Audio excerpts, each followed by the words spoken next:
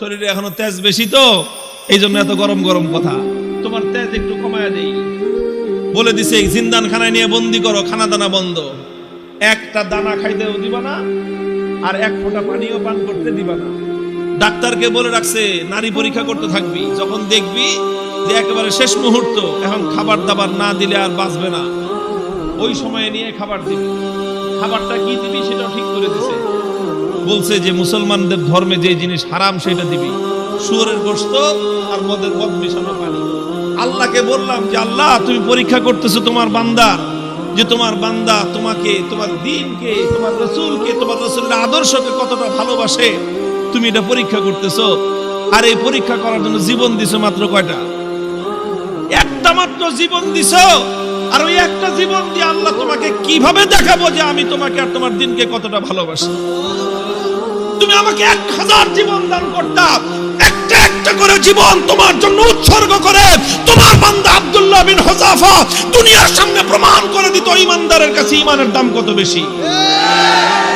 উলামায়ে কেরাম, আহলে হক, হকের ঝান্ডা বাহিরা যদি হকের উপর অটল আর মজবুত থাকে, আল্লাহর পক্ষ থেকে সাহায্য আসে, প্রতিপক্ষ মাথা নত করতে বাধ্য হয়। সাহাবী যুগের ছোট্ট একটা ঘটনার উদ্ধৃতি দিই। হযরতে আব্দুল্লাহ ইবনে হুযাফা রাদিয়াল্লাহু তাআলা আনহু আল্লাহর নবীর একজন সাহাবী, তিনি এক যুদ্ধে নেতৃত্ব দিচ্ছিলেন একটা ছোট বাহিনীর। ঘটনাচক্রে রোম সম্রাট সে ওই বাহিনীটাকে গ্রেফতার করে ফেলল।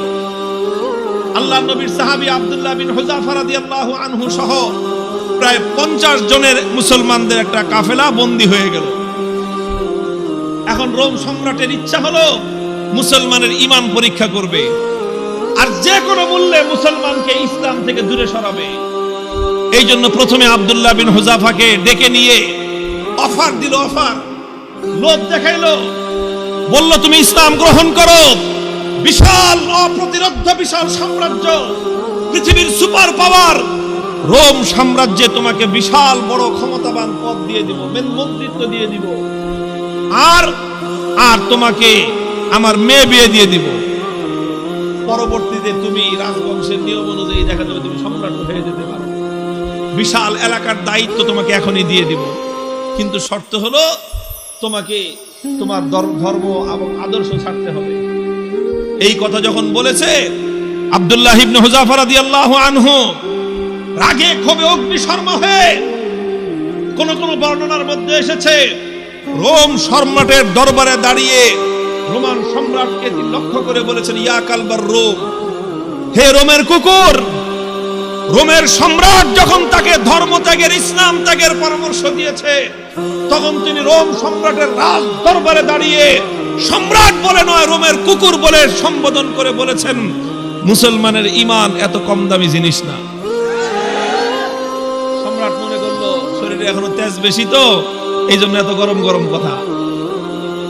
এত গরম গরম কথা, তোমার তেজ একটু কমায়া দেই বলে দিছে, জিন্দান খানায় নিয়ে বন্দি করো, খানা দানা বন্ধ, একটা দানা খাইতেও দিবা না আর এক ফোঁটা পানিও পান করতে দিবা না। ডাক্তারকে বলে রাখছে নারী পরীক্ষা করতে থাকবি, যখন দেখবি যে একেবারে শেষ মুহূর্ত, এখন খাবার দাবার না দিলে আর বাঁচবে না, ওই সময়ে নিয়ে খাবার দিবি। খাবারটা কি দিবি সেটাও ঠিক করে দিছে, বলছে যে মুসলমানদের ধর্মে যে জিনিস হারাম সেটা দিবি, শুয়োরের গোশত আর মদ মিশানো পানি। ঠিক তাই হয়েছে। আব্দুল্লাহ বিন হুযাফা সহ না খেতে খেতে যখন মরণাপন্ন প্রায়, তখন একেবারে জীবন বাঁচানোর জন্য তাদেরকে খাবার দেওয়া হয়েছে। খাবার কি? শুয়োরের গোশত আর মদ মিশানো পানি।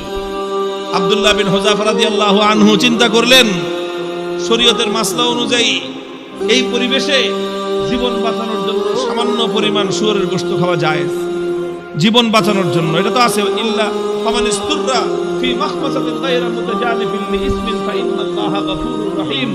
একজন মানুষ যদি এমন হয়ে যায় যে কোনো হালাল খাদ্য নাই, হারাম খাদ্য ছাড়া হালাল কোনো খাদ্য নাই, এখন না খেলে জীবন বাঁচবে না, সেই সময়ে জীবন বাঁচানোর জন্য সামান্য পরিমাণ হারাম খাদ্য গ্রহণ করা কি, এটা হলো মাসলা।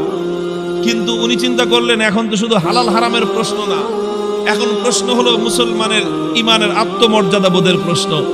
আজকে যদি আমি হারাম খাবার খাই তাহলে রোম সম্রাট বলবে দেখছি মুসলমানের ইমানের শক্তি কতদূর। এই সময় মাসলা ভিন্ন। এরকম পরিস্থিতি যদি কারো হয় তাহলে মাসলা ভিন্ন। খাবার খাওয়া হালাল জীবন বাঁচানোর জন্য, এটা যেরকম মাসলা। আর কেউ যদি হারাম খাবার না খেয়ে মৃত্যুকে আলিঙ্গন করে নেয় তাহলে সেই মৃত্যু হলো আফজালুস শাহাদা, সর্বশ্রেষ্ঠ শহীদি মরণ। আব্দুল্লাহ বিন হুযাফা চিন্তা করলেন এখন মাসলা দুইটা আছে। একটা হলো ফাঁকফোকরের রাস্তা, আমি এখন হারাম খেয়ে জীবন বাঁচাইতে পারি। আর একটা মাসলা কি, আমি যদি আমার জীবনকে উৎসর্গ করে দেই আমার একজনের জীবন যাবে কিন্তু কিয়ামত পর্যন্তের জন্য রোম সম্রাটের দরবারে ইসলামের ঝান্ডা সমুন্নত হয়ে যাবে। সম্রাট বলবে যে মুসলমানের ঈমান বাপরে বাপ, জীবন যেতে পারে কিন্তু মুসলমান ইসলামের গৌরব ভুলুণ্ঠিত হতে দেয় না। তিনি খান নাই, লাথি মারছেন একটা, এক লাথিতে সমস্ত শুয়োরের গোশত আর মদের পাত্রগুলো ভেঙে চূর্ণ বিচূর্ণ হয়ে। এখন সম্রাট ডাক্তারের কয় কিরে তুই না কইলি জীবন বলে বাঁচবে না, তেজ দিকে এখন অত। ডাক্তার কয় আমাদের ডাক্তারি মতে তো এত তেজ থাকার কথা না, এটা তো ডাক্তারি মতের তেজ না, এটা তো ইমানি তেজ। এই তেজ এটা শরীরের তেজ না, এটা রূহের তেজ। এটা শরীরের শক্তি না, এটা আত্মার শক্তি। যে ইমানদার আল্লাহর ঈমান, আল্লাহর উপর আস্থা এবং ভরসাকে দুনিয়াদারদের সামনে মাথা উঁচু করে দাঁড় করাবার চেষ্টা করে, আল্লাহ পাক তার আত্মার মধ্যে অফুরন্ত শক্তি দান করেন।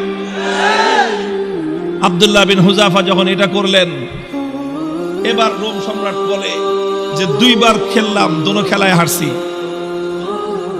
দুইবার হলো না, প্রথমবার লোভ দিছে, জিতছে না হারছে। দ্বিতীয়বার খাওয়ান দাওয়ান বন্ধ করে টাইট দিছে, জিতছে না হারছে। এবার ফাইনাল খেলা হবে। কি খেলা?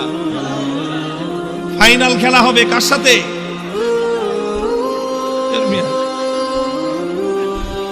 এদের সাথে তো খেলা শেষ করে দিয়ে আসছি, তার লাগাই ওখানে কোনো খেলা নাই। এখানে তো অফার করেছি আসো, আমাদের দোয়া সবার জন্য উন্মুক্ত, বন্ধুত্বের হাত প্রসার করে দিয়েছি আমরা। তোমরা ভুল করতে পারো, আমাদের দায়িত্ব হলো তোমাদের ভুল শুধরে দেয়া।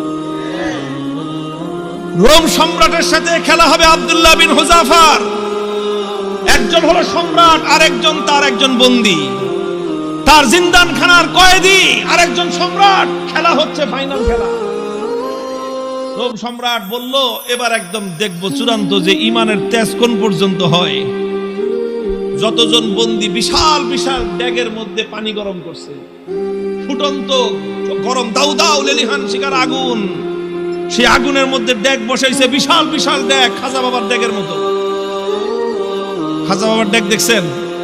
বাংলাদেশে আছে শাহজালালের মাজারের ড্যাগ একটা আছে, ওটার মধ্যে বালতি নিয়ে নামে একজন সঙ্গ লাগায়া খিচুড়ি উঠাইতে, দেখেন নাই?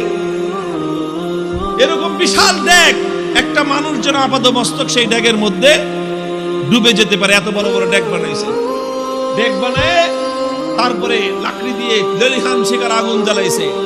সে আগুন জ্বালায় তারপরে এই তো পানি দিয়ে ভরে দিছে। পানি যখন টকবক টকবক করতেছে, এবার আব্দুল্লাহ বিন হুযাফা সহ তার সমস্ত বন্দীদেরকে ডেকে আনছে। ডেকে এনে বলছে, আব্দুল্লাহ বিন হুযাফা এবার তোমার সাথে কোনটা খেলা? ফাইনাল। তোমাকে সর্বশেষ সুযোগ দিচ্ছি, তুমি দুইবার আমাকে ডিনাই করেছো, আমাকে অপমান করেছো, এবার লাস্ট সুযোগ তোমার জন্য। এই যে দেখো গরম পানি, কথা মানবি আর নাহলে একটা একটা করে এই গরম পানির মধ্যে ছাড়বো, আর পানির মধ্যে ছাড়ার সাথে সাথে দেখবা মৃত্যু কত বিভীষিকাময়। আব্দুল্লাহ বিন হুযাফা নির্বিকার, কোনো কথা বলেন না।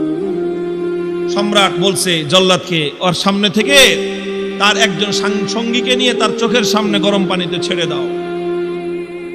ঠিকই আব্দুল্লাহ বিন হুযাফা রাদিয়াল্লাহু তাআলা একজন সাথীকে নিয়ে গরম পানির মধ্যে ছেড়ে দেওয়া হলো। মুহূর্তের মধ্যে বিভৎসভাবে তার মৃত্যু হলো, তিনি শাহাদাত বরণ করলেন।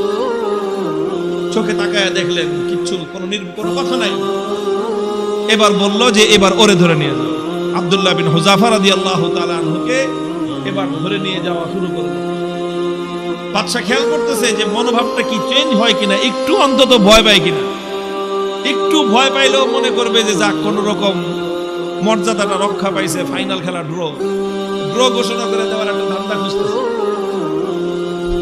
যখন আব্দুল্লাহ বিন হুযাফাকে নিয়ে যাওয়া হচ্ছে, ইতিহাসের কিতাবগুলোর মধ্যে লেখা হয় ওনার চোখ দিয়ে দরদর করে পানি পড়তে আরম্ভ করলো। বাদশা মনে করছে কাম হয়েছে না, মনে হয় কাজ হয়েছে, মনে হয় ভয় পাইছে, এবার ডাক দিছে, এই ফিরে আনো। জিজ্ঞেস করতেছে কি ব্যাপার, ভয় পাইছো? যদি ভয় পেয়ে থাকো সারেন্ডার করো, এখনো তোমার জন্য সে আমার অফার অব্যাহত আছে। তুমি তোমার ধর্ম ছেড়ে আমাদের দলে যোগ দাও, সঙ্গে সঙ্গে আমি তোমাকে রোম সাম্রাজ্যের বিশাল ক্ষমতাবান পদ দিব তোমাকে। আর যদি না মানো তাহলে তোমাকে কিন্তু খালি চোখের পানি দেখে আমি ছাড়বো না, তোমাকে গরম পানির মধ্যে নিক্ষেপ করে নির্মমভাবে তোমাকে হত্যা করব। আব্দুল্লাহ বিন হুযাফা বলেন, কারে কি তুমি কি মনে করছো? মনে করছো এই মৃত্যু দেখে ভয় পেয়েছি? না, তোমার এই মৃত্যুর এই বিভীষিকা দেখে আমি ভয় পাইনি। কান্দো কেন? পরে কান্দি, চোখের আমারে পানি, হে রোম সম্রাট, তোমাকে দেখাবার জন্য নয়, আমার চোখের অশ্রু তো দুনিয়ার কোন মানুষকে দেখাবার জন্য নয়, আমি আমার জীবন সায়ান্নে মৃত্যুর মুখোমুখি দাঁড়িয়ে আমার রব্বুল আলামিনকে দেখানোর জন্য দুফোঁটা তপ্ত অশ্রুর নজরানা তার কদমে পেশ করলাম। আল্লাহকে বললাম যে আল্লাহ, তুমি পরীক্ষা করতেছো তোমার বান্দা, যে তোমার বান্দা তোমাকে, তোমার দ্বীনকে, তোমার রাসূলকে, তোমার রাসূলের আদর্শকে কতটা ভালোবাসে, তুমি এটা পরীক্ষা করতেছো। আর এই পরীক্ষা করার জন্য জীবন দিছো মাত্র কয়টা? একটা মাত্র জীবন দিছো। আর ওই একটা জীবন দিয়ে আল্লাহ তোমাকে কিভাবে দেখাবো যে আমি তোমাকে আর তোমার দ্বীনকে কতটা ভালোবাসি? তুমি আমাকে 1000 জীবন দান করতা, একটা একটা করে জীবন তোমার জন্য উৎসর্গ করে তোমার বান্দা আব্দুল্লাহ বিন হুযাফা দুনিয়ার সামনে প্রমাণ করে দিত ঈমানদারের কাছে ঈমানের দাম কত বেশি। তো এই জন্য কান্দি বেটা, আহাম্মক জানি কথা। তুই মনে করছিস যে মুসলমান জীবনের মায়ায় কান্দে? আরে মুসলমান তো বিশ্বাস করে যে যতদিন বেঁচে আছি ততদিন কষ্টে আছি, আল্লাহর জন্য জীবন দিব আর জান্নাতে যাব। কি বলেন? সন্দেহ আছে? আল্লাহর জন্য জীবন দেওয়ার মধ্যে আর জান্নাতের মধ্যখানে কোনো দূরত্ব নাই, কোনো দূরত্ব নাই। তুমি জীবন দিবা আল্লাহর জন্য আর জান্নাতে যাবা। তাহলে ভয় কারে দেখাও মিয়া? আমার কাছে একটা জিনিসই আমার বুঝে আসছে যে বেটা, তোমরা যদি বাতিলের উপর থেকে নমনীয় না হতে পারো, আমি হকের উপর থেকে নমনীয় কোন দুঃখে হব? হযরত ওমরের থিওরি ছিল যে আলাইসা কাতলাহুম ফিন্নার ওয়া কাতলানা ফিল জান্নাহ। হযরত ওমর রাগে ক্ষোভে হুজুর সাল্লাল্লাহু আলাইহি ওয়াসাল্লাম এসে বলতেছে যে হুজুর, আচ্ছা কোন তো থিওরিটা এটা কিনা যে বেঈমানরা মরলে জাহান্নামে যাবে, ঈমানদাররা মরলে জান্নাতে যাবে, কথা ঠিক আছে না হুজুর? হযরত ওমর যখন এই কথাটা হুজুর কয়, তোমার কথাটা তো ঠিকই আছে যে ওরা মরলে জাহান্নাম, আমরা মরলে জান্নাত। কয় হুজুর, তাইলে আবার 3 নম্বর কথা কি? ফালামা নুতি হাযিহি দানিয়াতা ফি দীনিনা। বেঈমান যদি নমনীয় না হতে পারে, মরলে জাহান্নামে যাবে, তাহলে আমি মরলে জান্নাতে যাব, আমি নমনীয় হব কেন?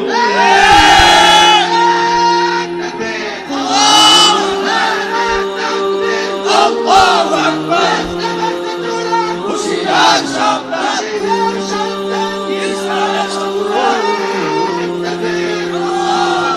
আরে বেঈমানরা যদি বাতিলের পথ ছাড়তে না পারে, ঈমানদাররা হকের পথ ছাড়বে কেন? কথার মধ্যে কোনো ভেজাল আছে?